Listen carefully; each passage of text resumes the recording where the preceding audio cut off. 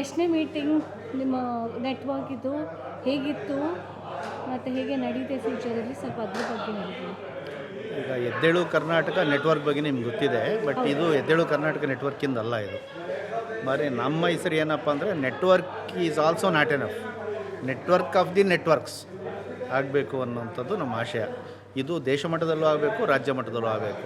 ಈಗ last time ಉದಾಹರಣೆಗೆ ನಾವು ತೊಗೊಳ್ಬೇಕು ಅಂತ ಹೇಳಿದ್ರೆ, ಲಾಸ್ಟ್ ಟೈಮು ಡೆಫಿನೆಟ್ಲಿ ಏನು ಪಾಸಿಟಿವ್ ರಿಸಲ್ಟ್ ಬಂತು ಕರ್ನಾಟಕದಲ್ಲಿ, ಅದರೊಳಗೆ ಸಿವಿಲ್ ಸೊಸೈಟಿದು ಡಿಸಿಸಿವ್ ರೋಲ್ ಇತ್ತು.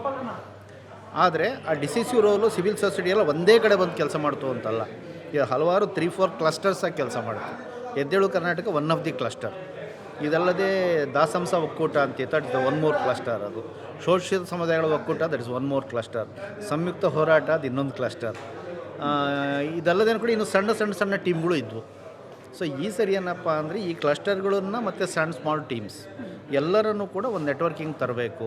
ಇನ್ನೂ ನಾವು ಕೋಆರ್ಡಿನೇಟೆಡ್ ಯುನೈಟೆಡ್ ಎಫರ್ಟ್ ಈ ಸರಿ ಆಗಬೇಕು ಅನ್ನೋವಂಥದ್ದು ಆಶಯ. ಇದನ್ನು ನಾವು ಫೀಲ್ ಮಾಡ್ತಾಯಿದ್ವಿ, ಹಲವಾರು ಸಾಹಿತಿ ಬುದ್ಧಿಜೀವಿಗಳು ಫೀಲ್ ಮಾಡ್ತಾಯಿದ್ರು. ನೀವೆಲ್ಲ ಜೊತೆಗೆ ನಿಂತ್ಕೊಂಡ್ರೆ ನಮಗೂ ಎಲ್ಲರ ಜೊತೆ ಸೇರಿ ಕೆಲಸ ಮಾಡೋಕ್ಕೆ ಇಷ್ಟ, ನೀವುಗಳೇ ಹಿಂಗೆ ಬೇರೆ ಬೇರೆ ಕ್ಲಸ್ಟರ್ಸ್ ಆಗಿದ್ದರೆ ಹೆಂಗೆ ಅಂತ. ನಾವು ಅದನ್ನು ಬಯಸ್ತಾ ಇಲ್ಲ ಸರ್, ಬಟ್ ಅದು ಹೆಂಗೋ ಒಂದು ರೂಪುಗೊಳ್ಬೇಕು ಅಂತ ನಾವು ಬಯಸ್ತಿದ್ವಿ. ಆವಾಗ ಈ ಸರಿ ದೇವನೂರು ಮಹಾದೇವ್ ಅವರು, ಪುರುಷೋತ್ತಮ್ ಬಿಳಿಮಲೆ, ಇಂದೂಧರ್ ಹೊನ್ನಾಪುರ, ರಹಮತ್ ತರೀಕೆರೆ, ಸಬಿಹಾ ಭೂಮಿಗೌಡ, ಇಂಥ ಎಲ್ಲನ್ ಮುಕಂದರಾಜ್, ಇಂಥ ಹಲವರು ಸೇರ್ಕೊಂಡು ಒಂದು ಇನಿಷಿಯೇಟಿವ್ ತೊಗೊಂಡ್ರು.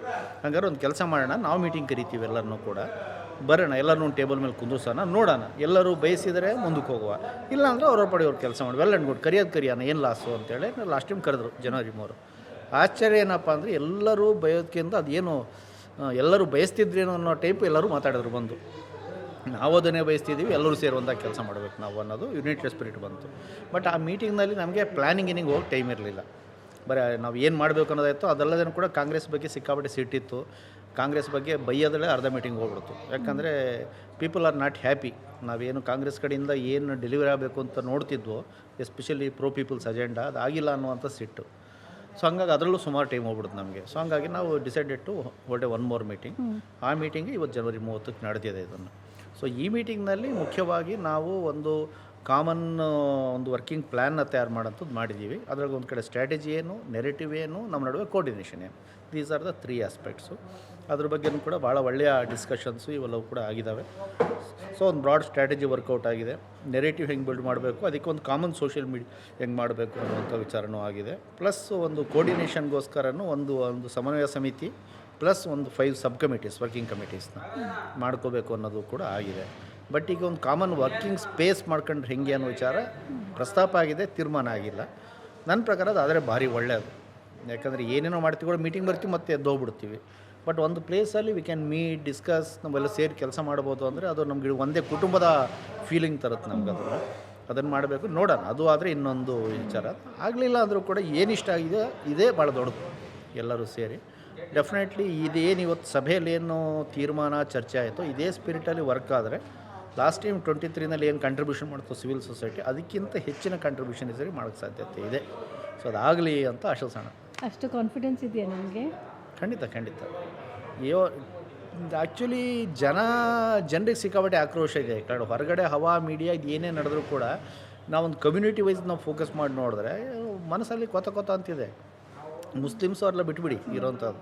ಈಗ ರೈತರ ಹತ್ರನೇ ಹೋಗೋಣ. ರೈತರ ಹೋಗಿ ನೀವೇನು ಸಂತೋಷವಾಗಿದ್ದೀರಾ ಅಂತ ರೈತರಿಗೆ ಕೇಳಿ. ಈಗ ಸುಮ್ಮನೆ ಹೋಗ್ಬಿಟ್ಟು ರಾಮ ಏನು ಇದೇನು ಮಾಡಬೇಕು ಅಂದರೆ ಅದಕ್ಕೆ ಏನೋ ಒಂದು ಉತ್ತರ ಹೇಳ್ತಾರೆ. ಲೈಫಿನ ಬಗ್ಗೆ ಕೇಳಿದ್ರೆ ಏನಿದೆ ನಿಮ್ಮ ಪರಿಸ್ಥಿತಿ ಅಂದರೆ ಗೋಳಾಡೋಕ್ಕೆ ಶುರು ಮಾಡ್ತಾರೆ. ಹಿಂಗೆಲ್ಲವೂ ಕೂಡ ನಿಮ್ಮ ರೈಟಿಗೆ ಯಾಕೆ ಬೆಲೆ ಇಲ್ಲ, ಯಾಕೆ ರೈತ ಸಾಲ ಮನ್ನಾ ಆಗಬಾರ್ದು, ಎಲ್ಲ ವಿಚಾರಕ್ಕೆ ಬರೋದಾದರೆ ಯಾರೂ ಕೂಡ ಹ್ಯಾಪಿ ಇಲ್ಲ ಈ ಸರ್ಕಾರದಿಂದ. ಬಟ್ ಅದು ಏನಾಗ್ತಿರ್ಬೋದು, ಅವ್ರು ಗುಂಗಲ್ಲಿ ತೇಲಿಸ್ತಿದ್ದಾರೆ. ನಾವು ಗುಂಗನ್ನು ತೆಗೆದು ವಾಸ್ತವವನ್ನು ಅರ್ಥಪಡಿಸಿ, ನೋಡಪ್ಪ ಈ ಸರ್ಕಾರ ಇಟ್ಕೊಂಡು ನಾವು ಉದ್ಧಾರ ಆಗ್ತೀವ, ಇದನ್ನು ನಾವು ಬದಲಾಯಿಸ್ಬೇಕು. ಅದರ ಅರ್ಥ ಇನ್ನೊಬ್ಬರು ಬಂದುಬಿಟ್ರೆ ಇವ್ರೇನು ನಾವು ಸ್ವರ್ಗ ತಂದುಬಿಡ್ತಾರೆ ಅಂತ ಏನಲ್ಲ, ಅವ್ರ ಜೊತೆ ನಾವು ಗುದ್ದಾಡಲೇಬೇಕು.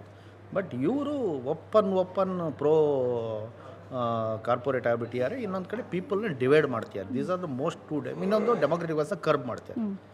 ಇನ್ನೊಂದು ಲಾರ್ಜರ್ ಸೆನ್ಸ್ನಲ್ಲಿ ಆಂಟಿ ಕಾನ್ಸ್ಟಿಟ್ಯೂಷನ್, ಆಂಟಿ ಡೆಮೋಕ್ರಸಿ ಹೋಗ್ತೀರಿ. ಇದು ಲಾರ್ಜರ್ ಡ್ಯಾಮೇಜ್. ಇಮಿಡಿಯೇಟ್ ಡೇಂಜರ್ ಅಂದರೂ ಕೂಡ 3 ನಮಗೆ ವಾಯ್ಸ್ ಮಾಡೋಕ್ಕೂ ಅವಕಾಶ ಇಲ್ದಂಗೆ ಮಾಡಾಕ್ತಿದ್ದಾರೆ. ಇನ್ನೊಂದು ಕಡೆ ಜನರನ್ನು ಡಿವೈಡ್ ಮಾಡ್ತಿದ್ದಾರೆ. Total policies pro corporate. So ಹಂಗಾಗಿ ಈ ಸರ್ಕಾರನ ತೆಗಿಲೇಬೇಕು. ಆ ದೃಷ್ಟಿಯಿಂದ ಇವ್ರಿಗೆ ಪಾಠ ಕಲಿಸ್ಬೇಕು. ಅವ್ರಿಗೆ ಹೆಂಗೆ ನೀವು ಫಂಕ್ಷನ್ ಮಾಡಬೇಕು ಅನ್ನೋದನ್ನು ಅವ್ರಿಗೂ ಕಲಿಸ್ಬೇಕು. So it's would be there. ನಮ್ಮ ನೀತಿ ಯಾವಾಗಲೂ ಕೂಡ ಇದ್ದೇ ಇದೆ. Defeat the devil, fight the evil. So ಅದು ಆ ಸ್ಟ್ರಾಟಜಿ ಈ ಸಲ ಕಂಟಿನ್ಯೂ ಆಗ್ತದೆ. Very good.